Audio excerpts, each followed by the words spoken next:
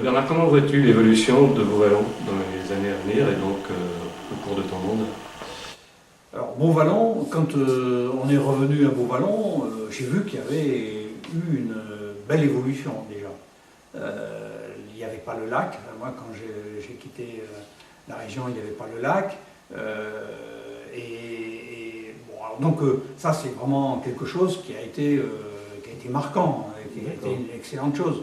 Moi, quand avec mon épouse, on est arrivé à Beauvallon, tous les gens qu'on connaissait ailleurs nous ont dit « Ah oui, Beauvallon, le lac, son marché, etc. » Donc il y avait une identité forte avec ça pour Beauvallon. D'accord. Et donc ça c'est bien. Alors je pense d'ailleurs que maintenant, avec le marché, il y a une prolongation à faire. Faire que la place du marché et le lac, il n'y ait pas cette rupture qu'on a. Il faut qu'il y ait une continuité.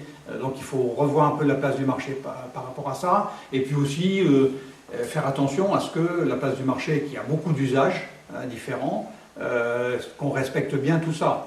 Donc il faudra faire très attention à ce qu'on va faire sur la place du marché.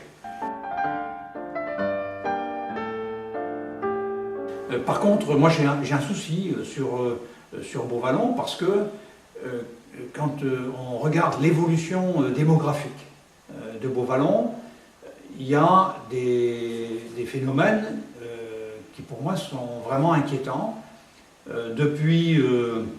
Sur la période de 99 à 2010, toutes les tranches d'âge en dessous de 60 ans, donc les jeunes, les adultes, toutes ces tranches d'âge baissent de 25% en 10 ans.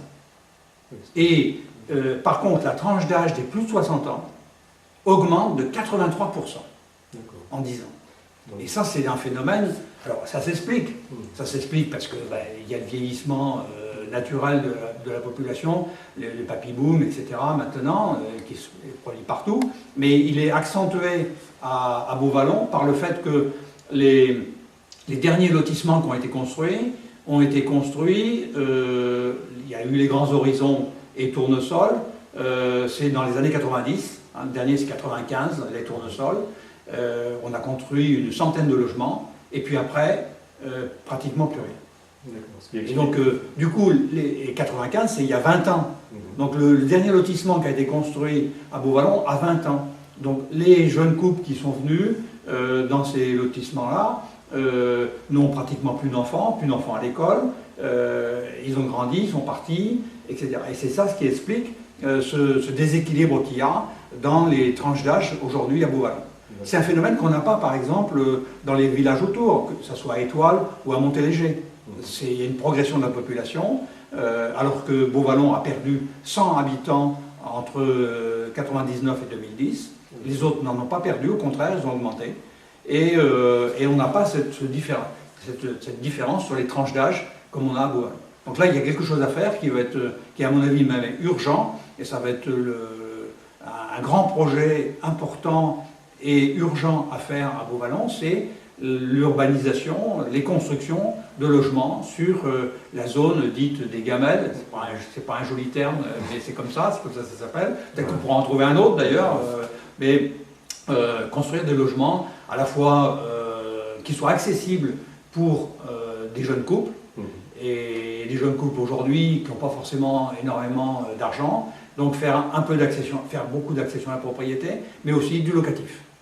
Et ça, c'est ces deux choses-là qui vont être importantes. On a besoin on a des fermetures de classes, on en a eu, on en aura encore si on ne bouge pas. Et là, c'est important pour l'avenir et l'évolution du village. D'accord, d'une manière générale, il faut augmenter l'attractivité pour les jeunes de Beauvallon. Oui, il faut augmenter l'attractivité. Ouais. Oui.